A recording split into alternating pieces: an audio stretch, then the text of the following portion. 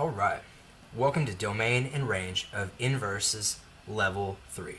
Now in example 1, we of course want to find the domain and range of our inverse function of inverse f of x. And notice that here we're given a quadratic, but that quadratic is in standard form. ax squared plus bx plus c. And so in order to find the domain and range of our inverse function, we first have to convert this to vertex form, and then from there we need to find our inverse. So let's go ahead and begin tackling this. In order to go to vertex form, we want to complete the square. So we'll write x squared plus 4x. We'll leave a space, and we'll put this plus 2 off to the right. Remember, we'll then use b over 2 squared, where here our b term is 4, so 4 divided by 2 squared. Remember, 4 divided by 2 is 2 squared, which is of course equal to 4. And so we'll add positive 4.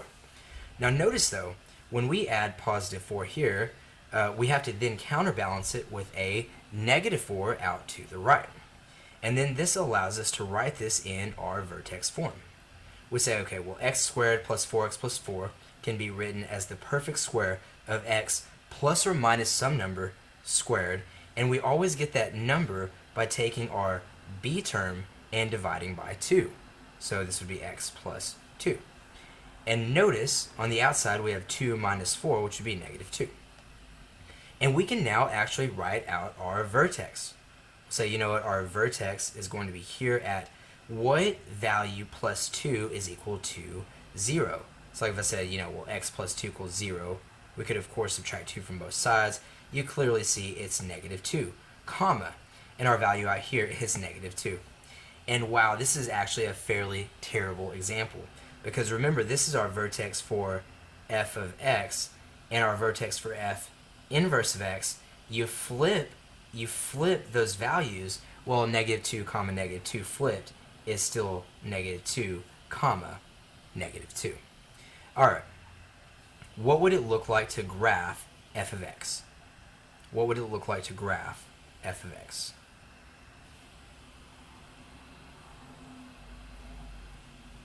I know that this is a quadratic function. I know it has a vertex at negative 2, so to the left 2 and down 2. And we know that it's positive on the outside, and so our function opens up. Now from here, let's go ahead and take this, and we're going to go ahead and find our f inverse of x. We're going to see what does that look like. So I'd encourage you to pause the video and finish taking your notes as I clean all of this up. Okay, so we can see here that I simply took f of x and I just rewrote it from standard form into vertex form, which allowed us to graph it. Now from here, let's go ahead and start changing this. Take our f of x, change that to y, is equal to this x plus 2 squared minus 2. And from here, let's go ahead and switch our x and our y. So we can say, okay, x is equal to y, and then we can say our plus 2 squared minus 2. Lots of 2's. Now from there, we know that in order to get y by itself, we will add 2 to both sides, and we will get, switch this back to blue, x plus 2 is equal to y plus 2 squared. Now from here, of course, we will take the square root of both sides. Now I have the square root of x plus 2. Oh, I'm sorry. I don't know why I wrote that so weird. X plus 2 is equal to y plus 2, because remember, a square root and a square cancel. And from here, I can simply subtract 2 from both sides, and we can get our final version of f inverse of x. Remember, y changes into that, which will be the square root of x plus 2 minus 2.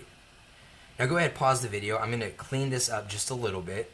Finish taking your notes. Okay, so we have our f of x's right here. Let me just go ahead and flip this to a nice green color. And then here we have, I'll do this in orange. We have f inverse of x is equal to the square root of x plus 2 minus 2. Now notice that in order to get the x value of my vertex, I of course have to set what's inside the square root equal to 0. So I subtract 2 from both sides, and I see x is equal to negative 2. And then I see here that my constant is negative 2, and so it's our vertex is at negative 2 comma negative 2. And I know that this square root is positive, so my vertex will, or my square root function will literally look something like that. And so you'll notice that they actually share, in this weird case, the same vertex. Now from here, let's just go ahead and talk about our two functions. Okay, in green, I have f of x. Whoa.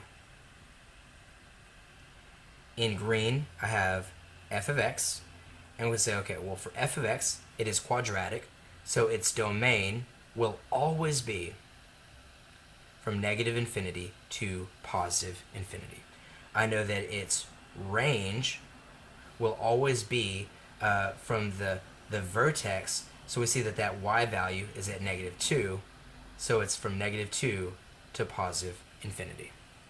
For f inverse of x, which I have written in orange on the graph, well, I notice that it actually has a starting point here at negative 2 comma negative 2, so its domain, we always just take the x value, which is negative 2 comma, and we see that it's going up, it's going to the right to infinity.